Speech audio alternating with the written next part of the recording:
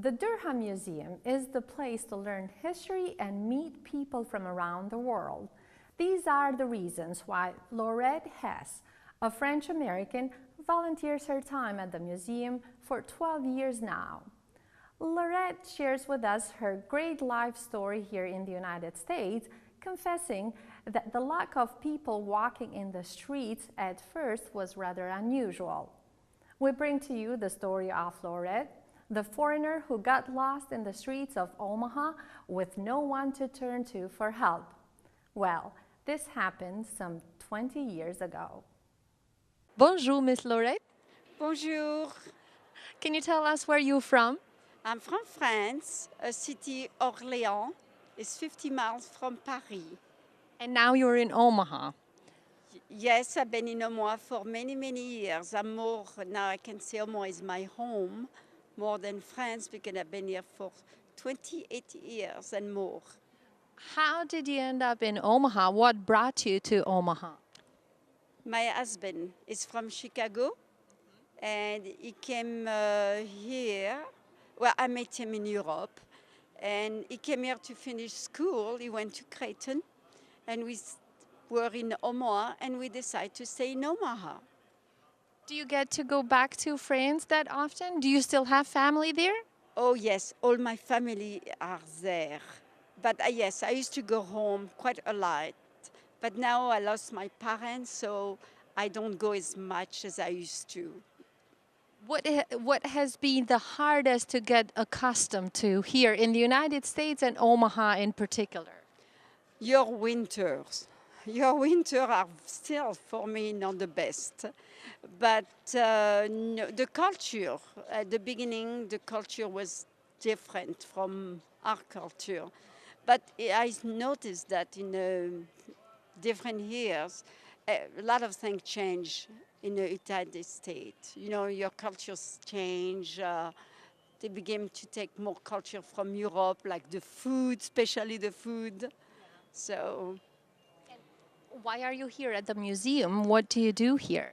well, I'm on a board, a woman board, the guild board, and what we do is we raise money for the museum, and I just like to volunteer on the side because it's a great, great place. It's a fantastic, beautiful, full of history, and it's a nice feeling to help a place like this who has so much history.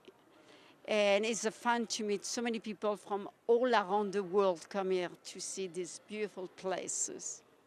You said that you studied in Sorbonne, which is a great university. You studied in Switzerland and Italy. What was your major? English history. That's why you're here. Yes, that is why, because I love history. You like history. Now, Miss Laurette, you said that you've been here for 28 years Yes, and more. because I was traveling back and forth, so. Do you feel you are an American or a French person?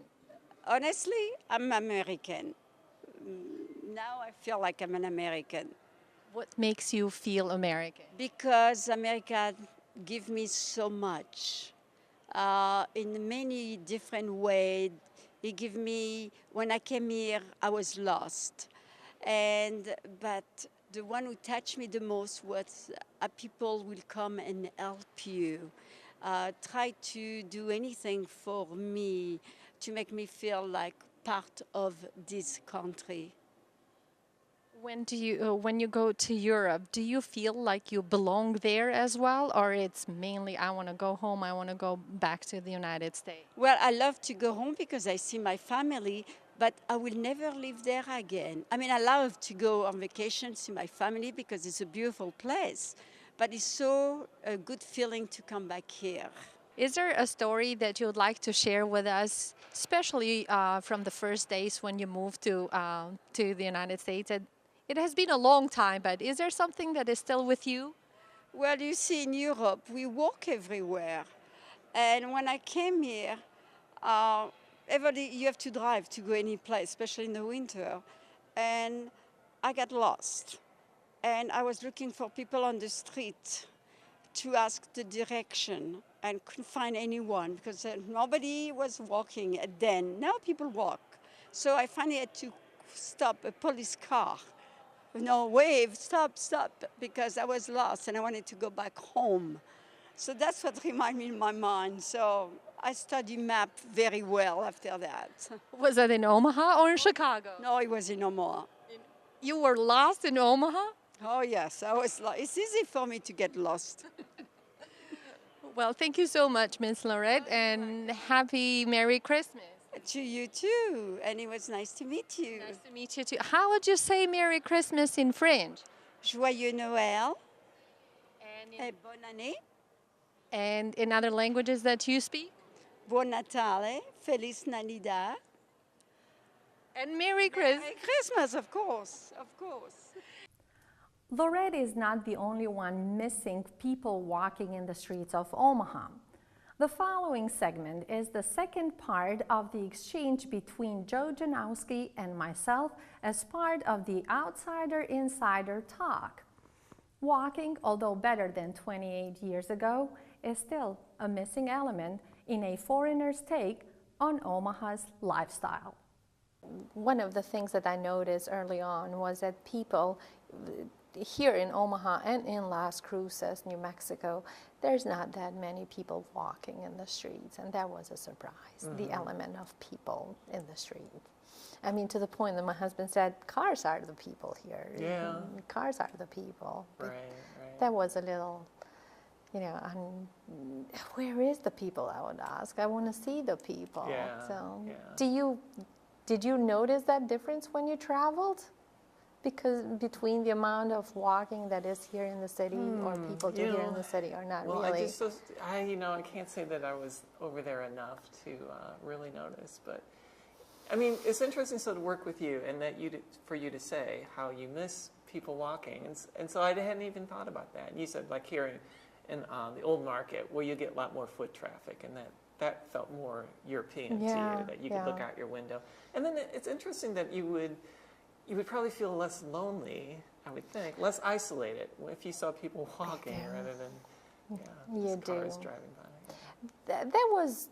That was one of the main reasons I wanted to go back to work, actually, because I stayed home with my kids for a period of time for 5 years, and it's just the element of people. And I am from a very crowded place, you know, Albania. It's the size of Maryland, the density, I don't know how many people, I mean, it's very dense, and it's an urban area. It's like a big market. The whole country is the big old market, and the old market is the downtown here in Omaha, is like the where people go to enjoy a glass of wine and have a nice dinner, and it's close to the river.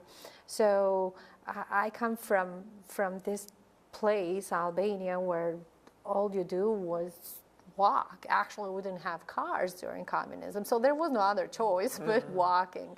And I come over here, and there's no people. And I recall myself taking the kid to the neighborhood park, and it was in the morning, mid-morning. It was like a ghost town, you know, no people, no cars. It's just me and the kid. And you're right, having people around makes you feel like you're alive. I don't know. That was, and I still at times I do miss that. I mean, I've gotten used to the idea of that I need a car for even buying some bread or salt or eggs. I've gotten used to that idea. But when I go to Europe, I feel good that I don't really need to drive a car. I can just walk for a minute, and the store is right there, and I can buy whatever I want. Even my kids notice that, especially this time, this past summer. What's the attitude towards the elderly? Because I think maybe my grandparents' generation, you stayed in touch through your grandparents. You lived in the same area and took care of them. And, you know, now, is your experience coming to America, did you see that? Like that the families are spread out? You don't take care of your grandparents necessarily. Was that a change for you? It was. Yeah. I'm not sure where this nursing home idea has originated or how long has been with the society, but in Albania it's fairly new, and I know that it's not an easy decision back in Albania to put your parents in a nursing home. Usually it's the youngest of the family that stay with the parents, the youngest boy, the youngest son, actually, yeah. That used to be the tradition, but I'm sure now things have changed there in Albania too, so, yeah.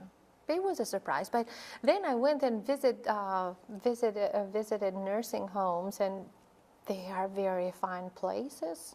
How about, though, I mean, just respect for the wisdom of the elders. I don't feel that just a whole lot in this country is it different in Albania.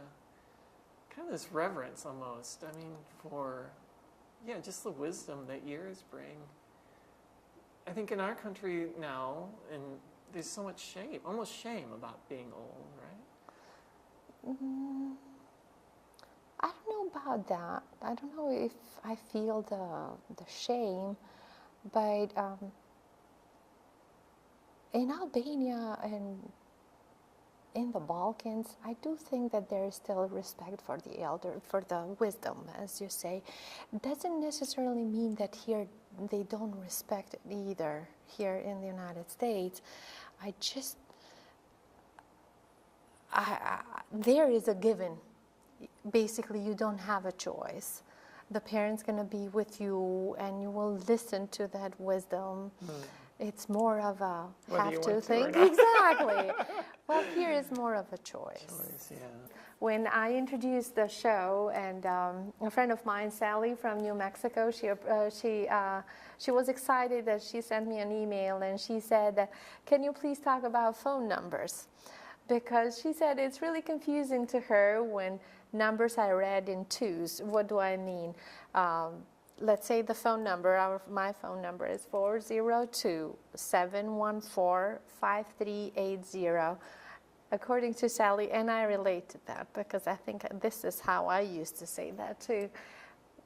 I used to go 40271453, etc. So that was. Did you notice that, Joe? No, I didn't. You haven't noticed that? Well, when I met you, it was like, what, 10 years in the United States? Yeah, so. Yeah. This is Joe Janowski, and I have another portrait of Joe Janowski. Joe not only is a big reader and a good reader, but he is a good painter as well. This is what I found on my computer screen, my last day of work with the Omaha World Herald. I don't know if that qualifies as a good. See, you said painting. It's drawing. Yeah, it's drawing. Yes. See the difference. Yes, but it was a good one, and I walked in, and he had missed me. I don't know. I was gone that day, or I was late. I don't remember. And it's not the first time Joe does that. Here is Jeannie. Jeannie. That's our boss. That's our former supervisor. So I have a collection of Joe's drawings. Jeannie and Joe had traveled to Hawaii. Her husband's name is Joe as well. So they had traveled, I think it was Hawaii, but I don't remember exactly where. And that day, usually I came in at 10 because I always worked part-time at the paper. And that morning when I came in and our boss was not there, the supervisor, this was on my computer screen, and right next to my computer was Jeannie's portrait with Joe, the family, the couple's portrait, and the message was that although she is gone, she's watching. she's watching. Good days we had there, didn't we? We had some good days. Yes. Well, thank you, Joe, for being here You're today. welcome, Kayla. All right. It was fun. It was fun. All right.